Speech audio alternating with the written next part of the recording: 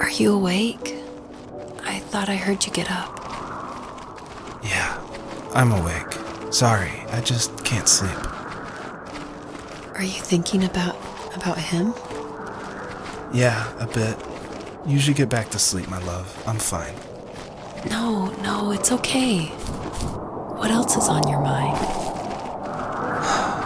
I don't know, it seems weird, but I had one of the most vivid dreams of my life. I saw a fox on a snowy mountain, just looking confused and worried. Those eyes. I can't get those eyes out of my head. She was running in the windy snow, looking for something. Do you think it has to do with you and what's been going on? I don't know. It was just a dream, Rachel.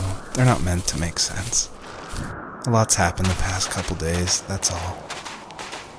Well, if you're not going to sleep anyway, you should tell me. I want to hear. All right.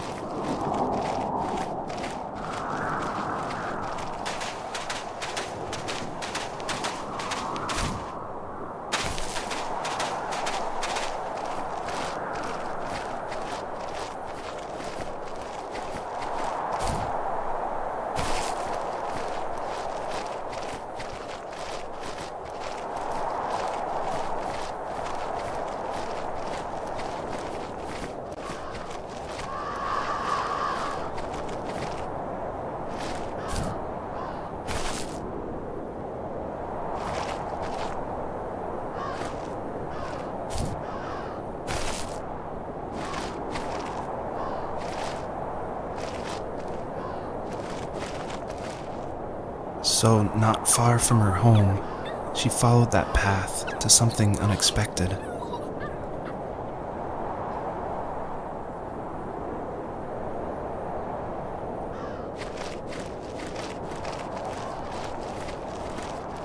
She couldn't stay, though. She had to find her other 2 children. So she took that path. She followed it towards something ancient. Something with answers.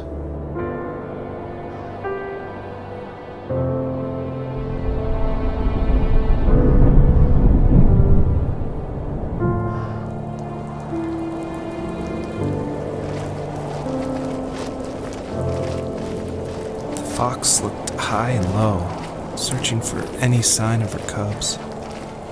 Points of light showed the way to this ancient tree. It was as if each one had a story to tell, all their own. The land was trying to tell my story, too. I felt like I was right behind her the whole time.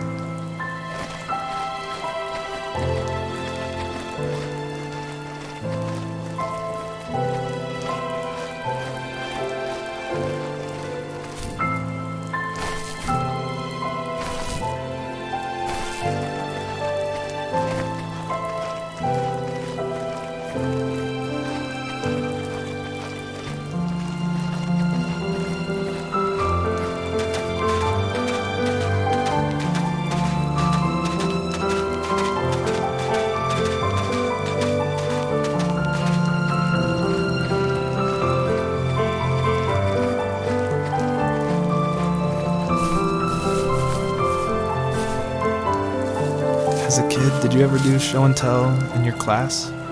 Yeah, I think I only did it once, when I was in the 4th grade. You know how my life was around then. I wanted to show my class what helped pass the time and distracted me, so I brought a dozen paper cranes I had made. I think I told everyone how badly I wanted to be a bird and fly, embarrassingly enough. Don't be embarrassed. Every kid wants to fly. For me, it was another toy from my dad, a wooden boat. I remember guarding it so carefully in my hands as I walked into class. When I sat down, a group of boys immediately made fun of it. They asked which trash can I found it in, or why an ugly log was my favorite toy. When I got up, I didn't even want to tell them my dad had carved it. I said it was a joke gift my friends had given me. Kids can be so cruel. Some of them are. I shouldn't have let them get to me, but it did.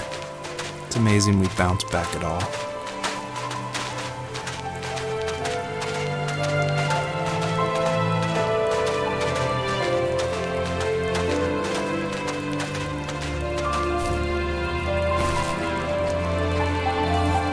Do you remember what my dad did for a living? Wasn't he like a lumberjack? That's one way of putting it. If wood was a canvas, then a carving knife was his paintbrush. Even after working a 50-hour week, even after his hands were more splinters than skin, he would bring home the nicest piece of Alaskan weeping cedar and make me toys. That wooden train was the first toy I can remember, and I loved it. I just knew from a young age I was going to be a lumberjack, like my father.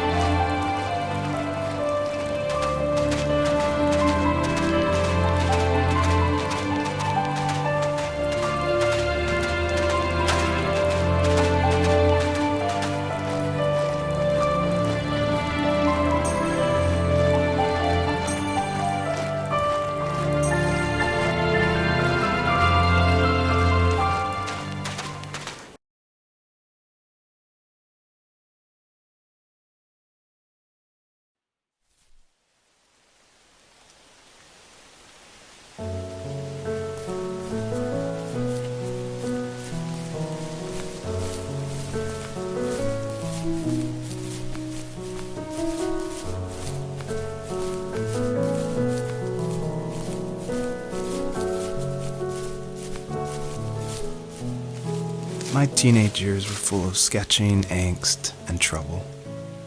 I wasn't popular or unpopular. Maybe just forgettable. I guess that gave me a sense of freedom, so I hung out with crazy kids, doing crazy things, even though I mostly just watched the chaos ensue. We did it all. Put fireworks in mailboxes, hide roadkill in people's garages, break windows of the barber shop in Anchorage. My dad was furious, but he was so busy working he couldn't do much to stop me from going out. I think being an adult means there's no one to stop you making hard decisions. He had to make a living, and he couldn't be in two places at once. Yeah, I realize that now. But at the time, I was sure he was more interested in growing his business than what was going on with me.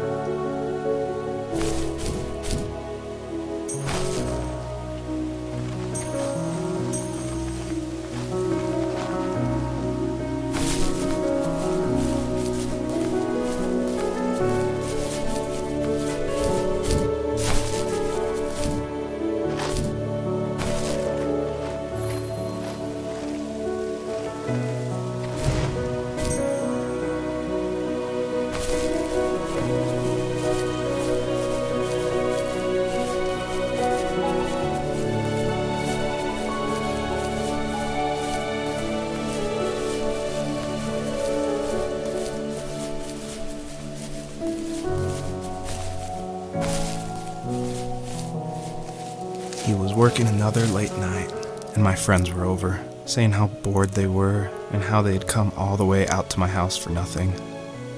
One of them mentioned how that old, ugly beyond belief truck was still in the garage, and how we should take it for a spin. I was only 15, so I kind of fought it for a while.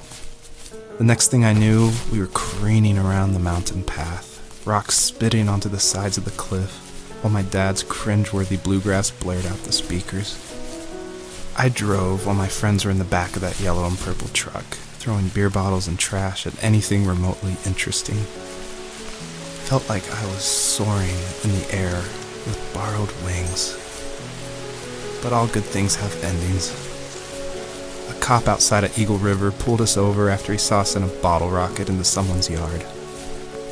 What followed was a long night of talking to disappointed adults and feeling smaller than ever.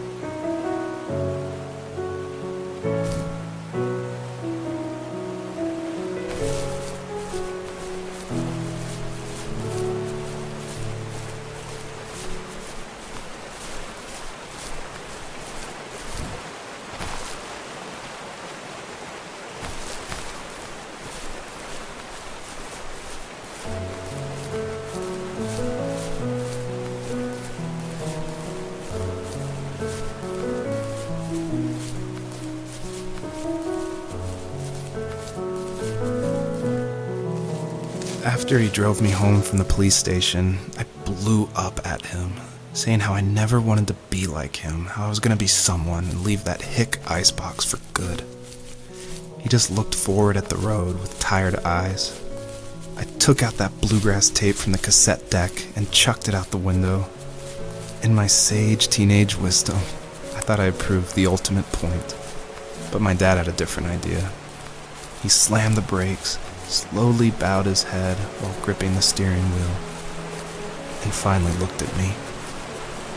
All he said, like it was a polite request, was, "Make this right." I sat there in silence, fuming, but I eventually got out and combed every square inch of the woods, muttering profanity after profanity. I found it 30 minutes later, near a small waterfall off the road. I went back to the truck, put the wet tape back in, and sure enough it worked. We didn't speak another word to each other the rest of the night. Wow, I knew you were a crazy teenager, but... It's hard to believe, isn't it? It surprises me too.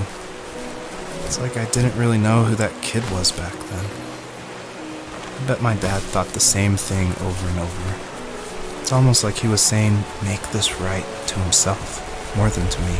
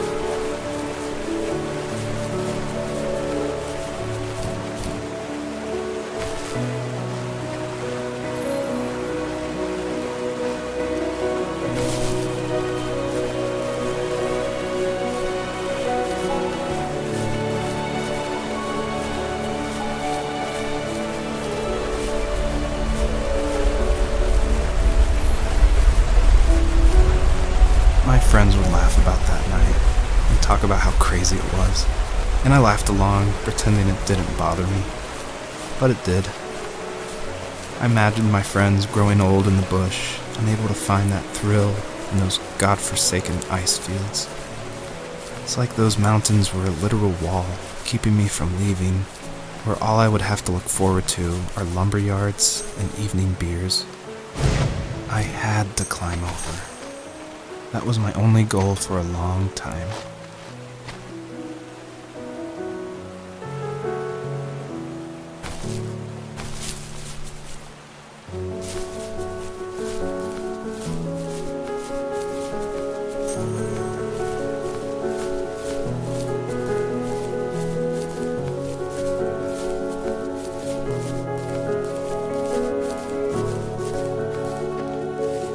If there was some way I could take my love of drawing and turn it into a way of escape, nothing would make me happier. I wanted to create instead of tearing trees down. I wanted to move to the lower 48, not because I hated it there in Alaska, but I hated the idea of it. It's like all of that spite inside me had created this monster which followed me around my whole teenage years. I put so much energy into doing what others didn't expect of me. Why did I do that? There's one fact you're forgetting, though. If you didn't have that fire in you, we probably would have never met. You're absolutely right. Maybe the destination is all that matters in the end. Then why am I awake? Why am I seeing this fox go on her journey? And why can't I stop thinking about my dad?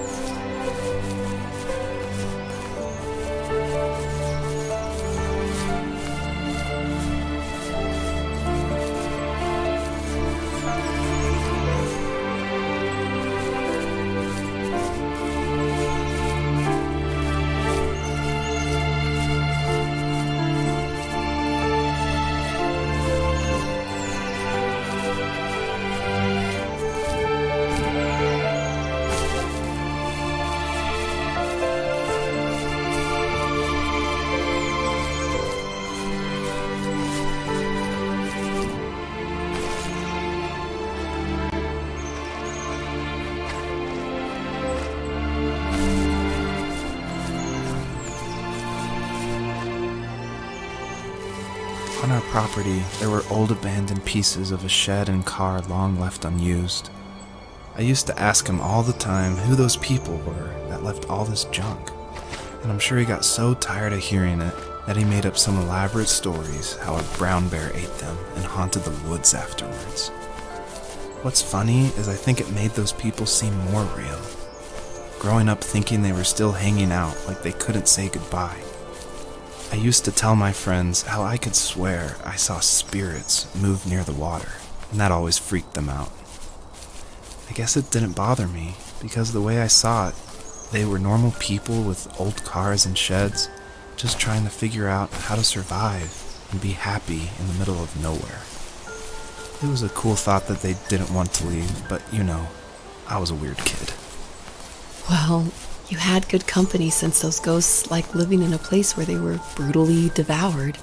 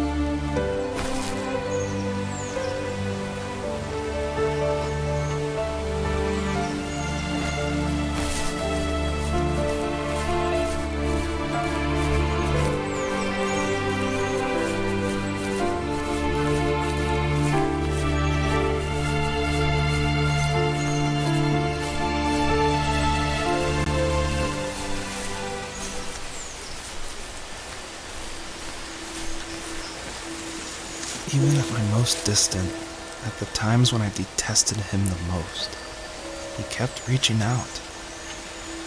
For a year straight, he asked me every week when we were going camping. I thought he was just dense.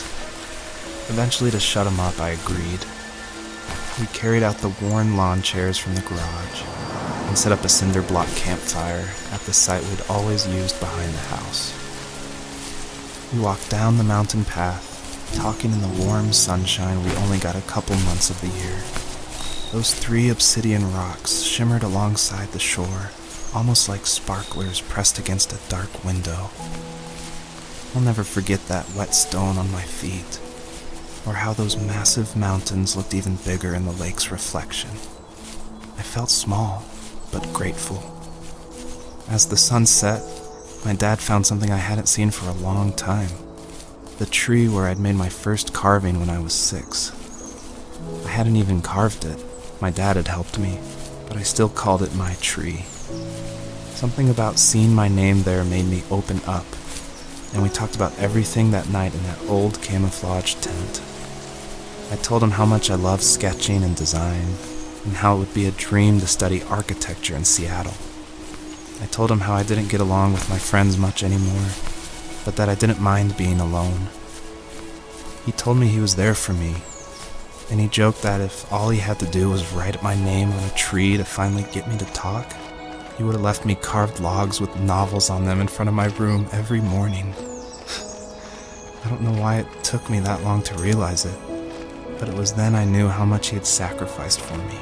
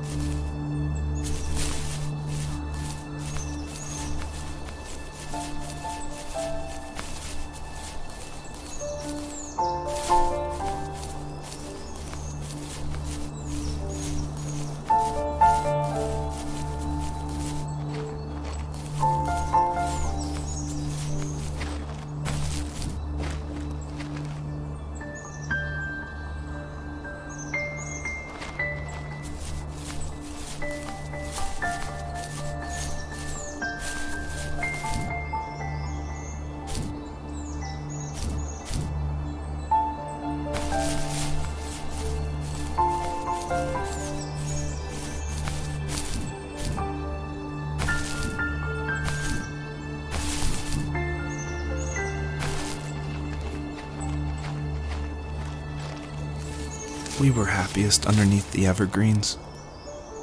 We decided it was time to finally map out the hundreds of acres we lived on just to pass the time during the summer. He was only free in the evenings, so I would spend the day wasting time on dial-up internet and sketching, and then we would rush into the woods, pen and map in hand, before evening fell. Sometimes the aurora borealis would cast a cold green glow on the mountainside, and we would finish our route underneath a twilight sky. Sometimes I was lonely during those summer days, but there was comfort in the routine. A lot of teenagers aren't looking for the daily grind, though. There's nothing wrong with wanting to get out, to leave your childhood home. You wanted to progress, to make something of yourself. Yeah, you're right. That house. I'm sure it's the same as how I left it. Then why does it feel so different? I doubt you're the only adult to have looked back and asked that question.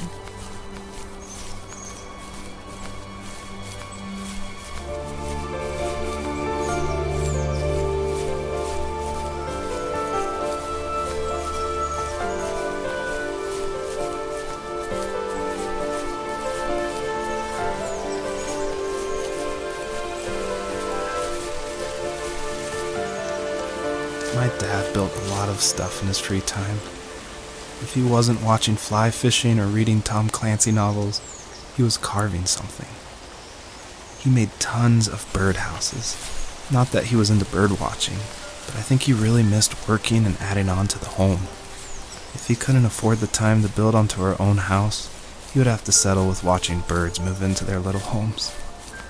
We kept an old mattress in the bed of that ugly yellow truck, so we would drive it deep into the woods and then watch the birds fly into their houses while the sun set.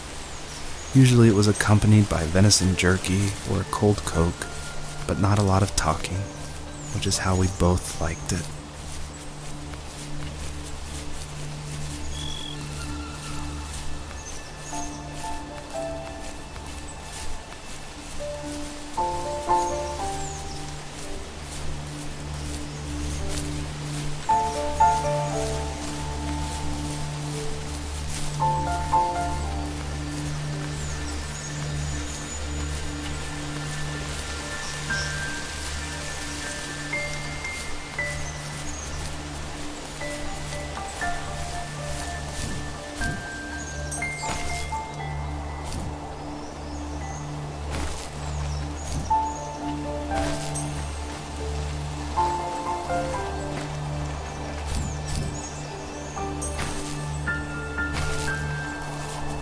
The perpetrator stood nearby, unfazed, like nothing was wrong. My dad is dead, and he's never coming back, Rachel. I can tell you these stories, but I can never reminisce with him again. He can never hold a grandchild that we'll probably never be able to have. I can never talk to him again, and I'll never be able to say I'm sorry for everything.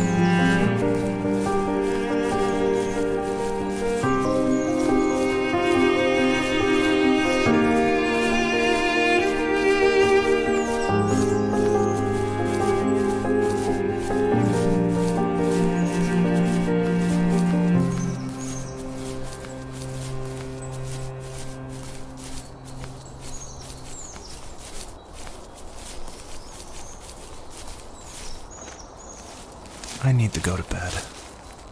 I just can't talk about this anymore. Good night.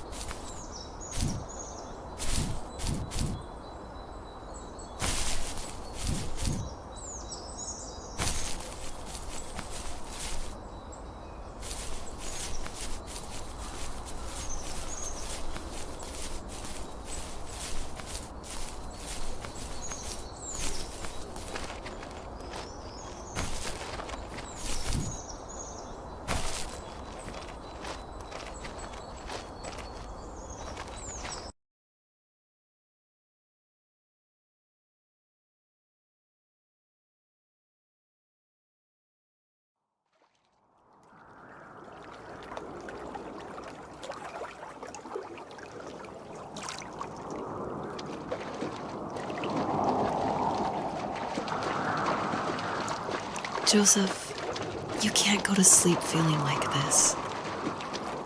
I'm sorry for everything, and I know you need space, but I'm here for you. You don't need to feel so lost. Joseph, have I ever told you what my mother was like?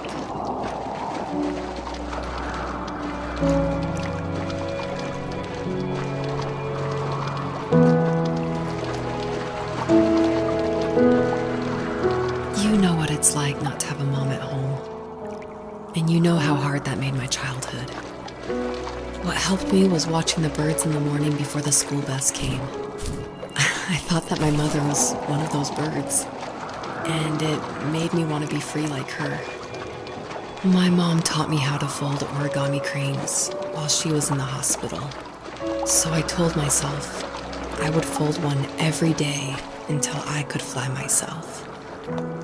I think we both have always loved animals, and for me that love started with a dog. Sometimes this Rottweiler would come up to our property line and wait at the fence for me, but only once in a while.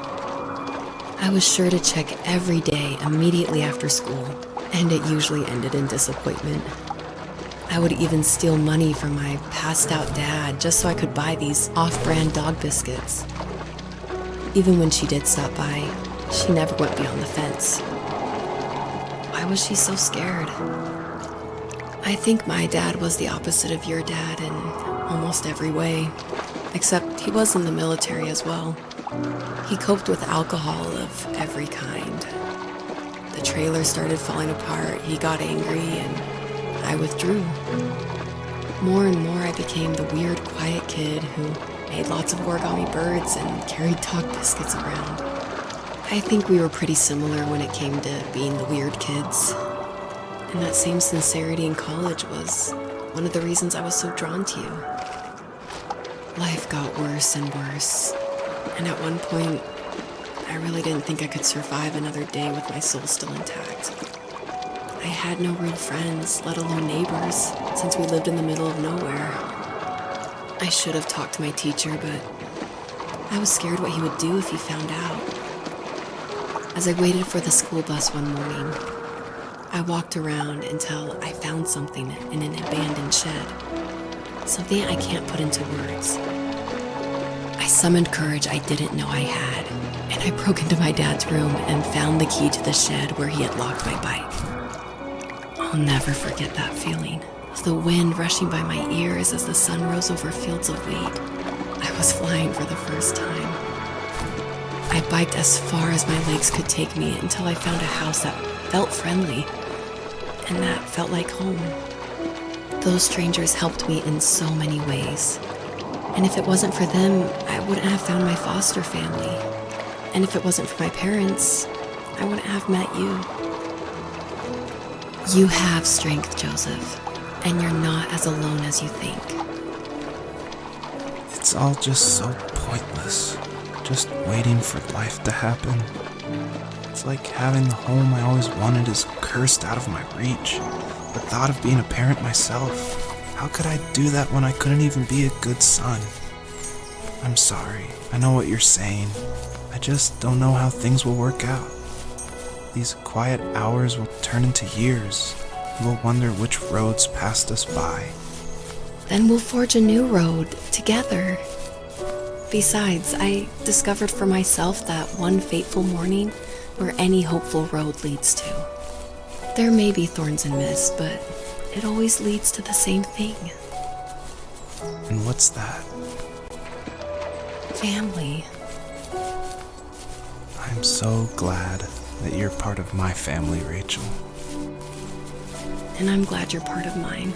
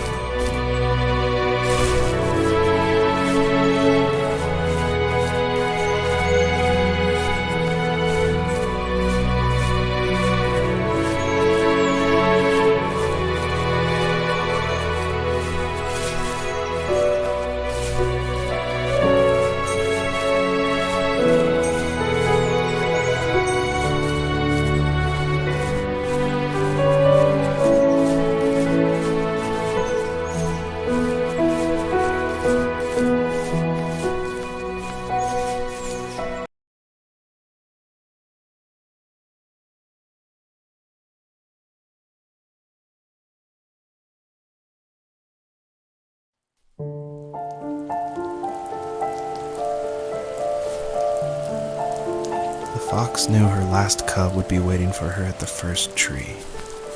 She was almost there. The rain cascaded onto the jade valley where the entrance to the tree was. Life was protected there, because that's where life began. It was now only a mother and a daughter left. Items from my life still dotted the ground as she moved closer to her destination and destiny.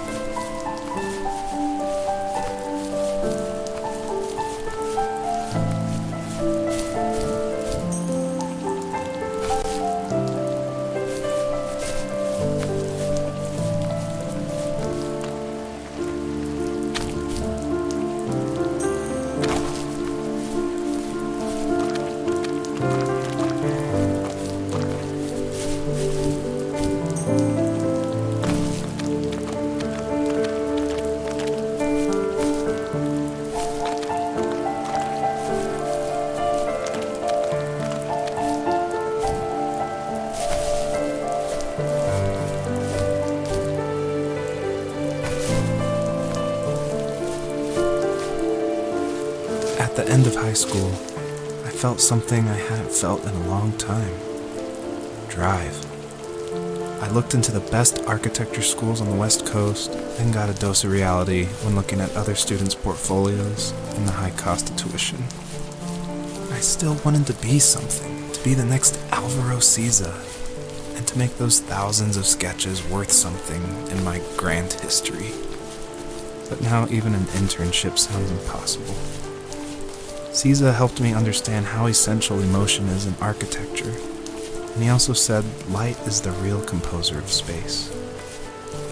I like to think these glints of light, like not finding a job or even a strange dream about a fox, are something I should be thankful for, even if the illuminated space is something I'm less than comfortable with.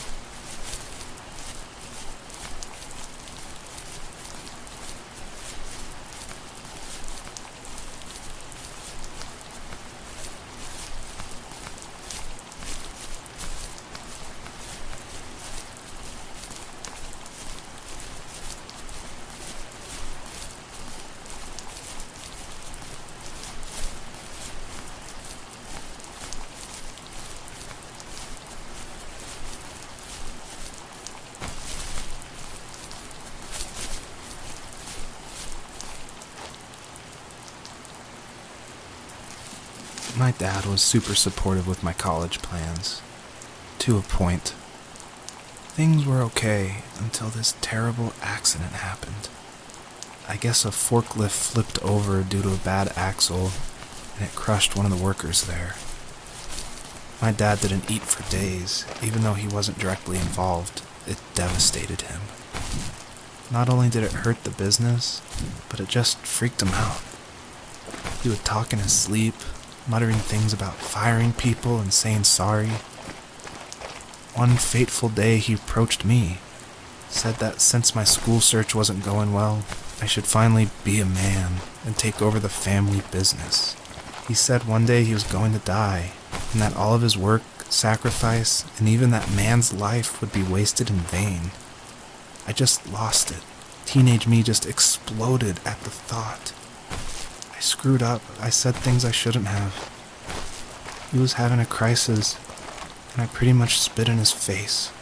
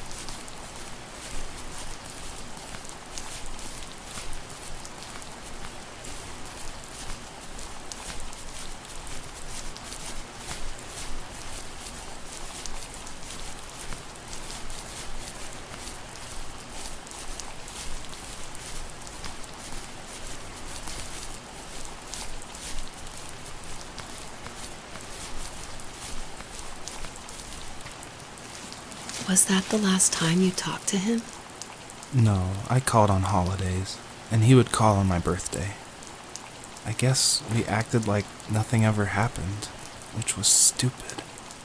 Didn't want to ask about his lumberyard, and I'm sure he didn't want to ask about my job search. I never went back and visited. I think the last conversation we had was about what movies we had seen and what exactly a best boy is in the credits. I thought he would be here so much longer.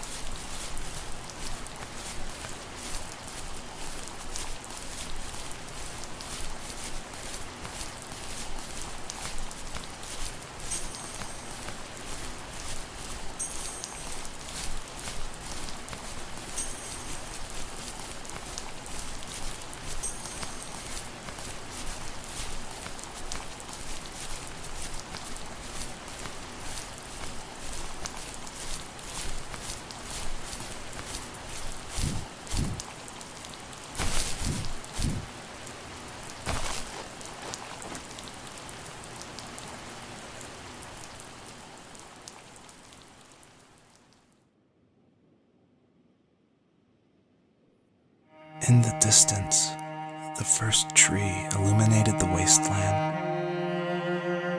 She couldn't go home anymore. She did the only thing she was capable of: moving forward.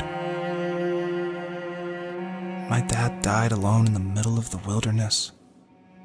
I should have been talking to him more. I should have done a lot of things differently.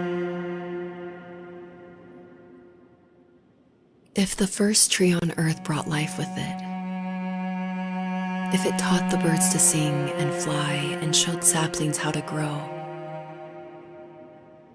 what could it do for us?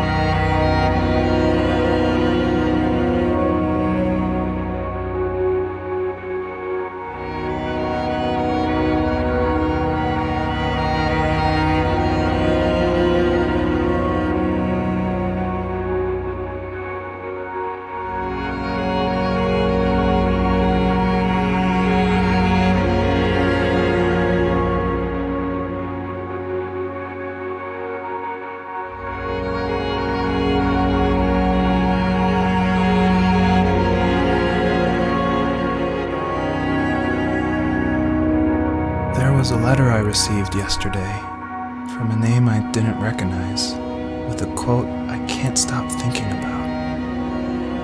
Death is not the opposite of life, but a part of it. More and more, I'm realizing one important truth. Each of us have our own journey to the first tree, but sometimes I'm not sure I'm ready to take that first step. You already have my love.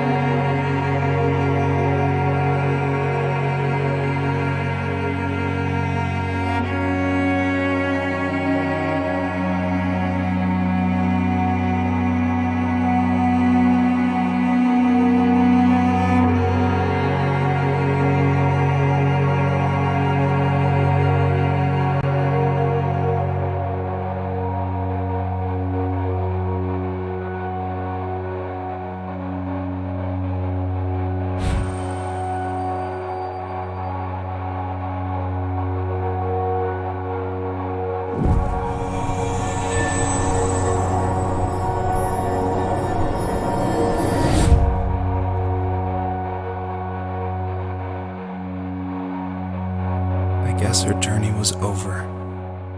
But I have no idea. It was only a dream, a distraction from tomorrow.